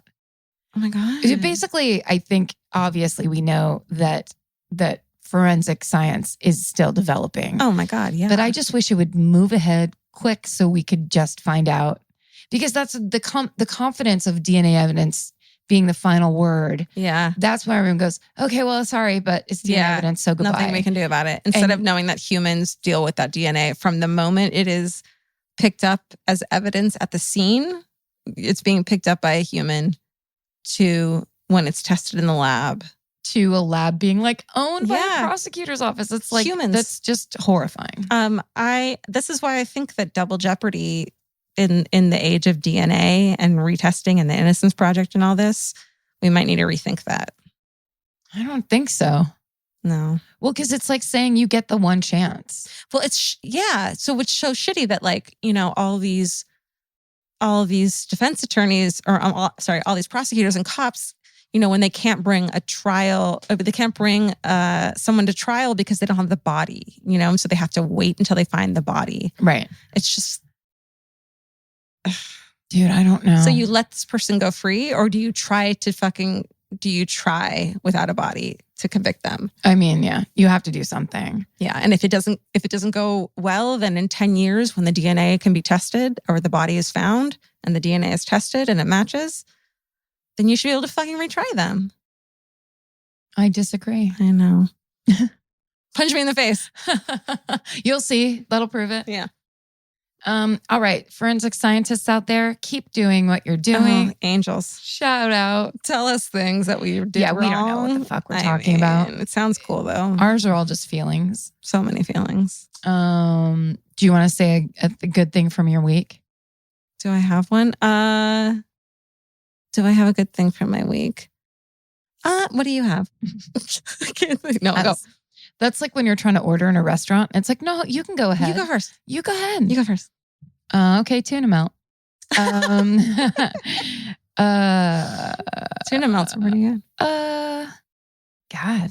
Well, last night, Allison Agassi and I went and saw the movie Delicatessen, which is that's a good movie. It's from like the late 80s, I think, or the early 90s. Oh, that's a fucking art house film. It's a total art house film, and we saw it at Cinefamily. I guess Cinefamily would be my thing of the week because it makes me feel smart to go there and like a film person. I'm into film.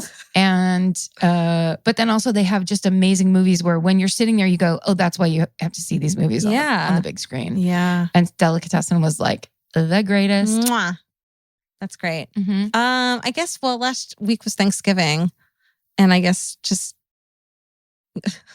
my family and I had the like lamest, best Thanksgiving, and it was awesome and so stupid and not fake. And my like year-old nephew was there, and he's the best fucking thing I've ever seen in my life. Kids are the greatest. Oh, he's an angel baby, as is my 6-year-old nephew, but he's not a baby.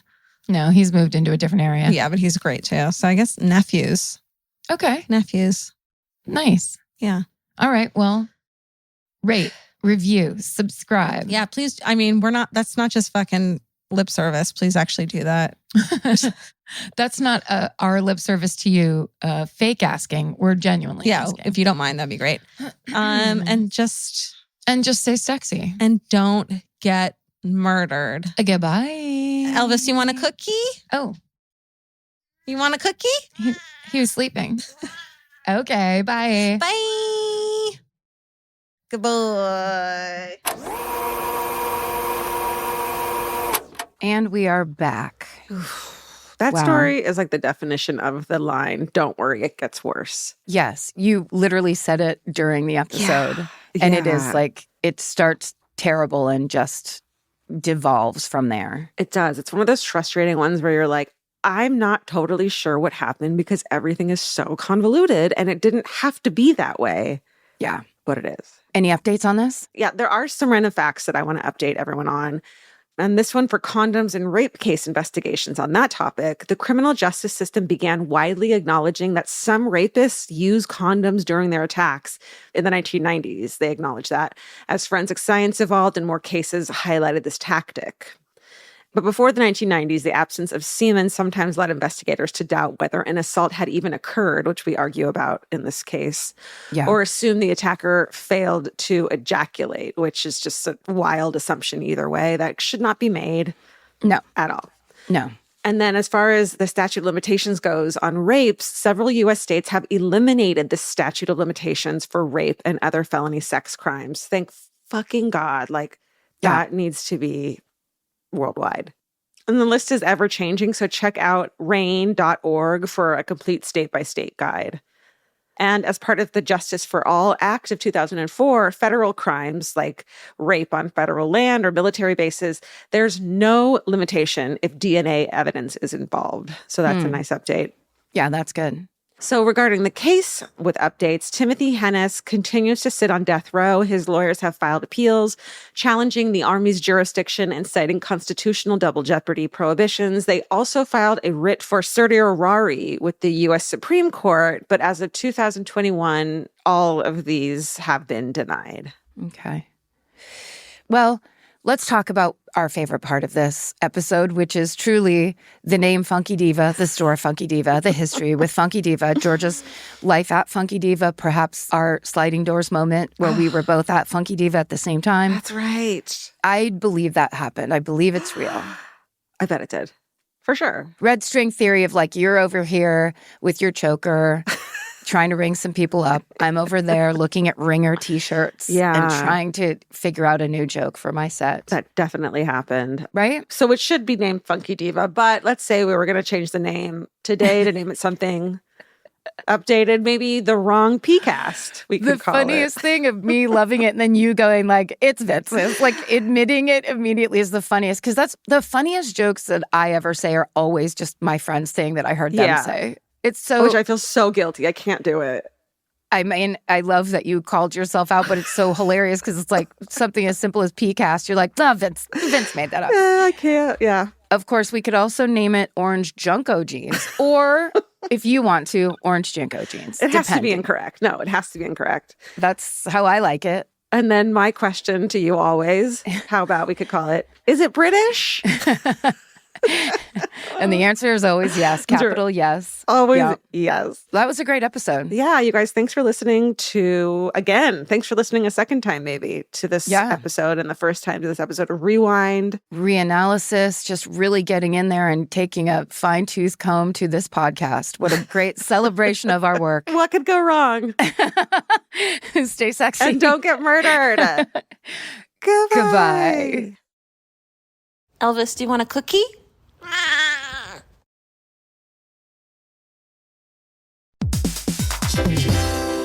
Hey everybody, here's the thing about other home security systems. They're all designed for after the window breaks, after someone's inside, after you get the notification, after the police come. SimpliSafe is the first system designed for before, stopping a break-in before it even begins. That's right. Unlike traditional security systems that only alert you after a break-in is already underway, SimpliSafe is designed to help prevent the crime before it starts. Their cameras can detect suspicious activity at the perimeter and alert live U.S.-based agents. Then SimpliSafe's agents assess the threat, intervene, speak through the camera to scare off the intruders, and call for 911 dispatch. That's right, and SimpliSafe has been protecting your world for 20 years, everybody. So celebrate their anniversary and save 60% on your new SimpliSafe system at simplisafe.com/stuff. That's 60% off, you guys, at simplisafe.com/stuff. Plus, when you order, write in our show name and the How Did You Hear About Us survey to let them know that we sent you.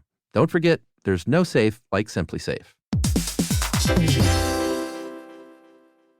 The kids are back in school. Now it's your turn to head back to the beach. During Cheap Caribbean's Back to Beach sale, save $200 site-wide on vacation packages of 4 nights or more with code 200BEACH. Trade school drop-offs for beach walks, lunch boxes for beach bars, and your daily routine for adults-only relaxation. Use code 200BEACH and get more beach for less money. Book your beach vacay today at cheapcaribbean.com. Goodbye. Hey. There's always a point in the day when your feet decide they've had enough. Luckily, there's Reef. You may know Reef for their ridiculously comfortable sandals, but they aren't stopping there. The women's Neptune has everything you could ever want in a sneaker. The Neptune is a lightweight, everyday slip-on shoe with a crush-back heel, so you can wear it traditionally or step on the heel and wear it like a slide. Lightweight, breathable, and easy to wear, the Neptune is the everyday shoe your feet have been waiting for. The Neptune makes me so freaking happy because my whole life I've been yelled at for crushing the heel of my foot. Because I want every shoe to be a slide, every shoe. And they actually make them that way. And it makes me so happy. Plus, they're super comfortable, they're light, and they're really cute. So check out the Neptune on reef.com and redeem 15% off your first purchase. Goodbye.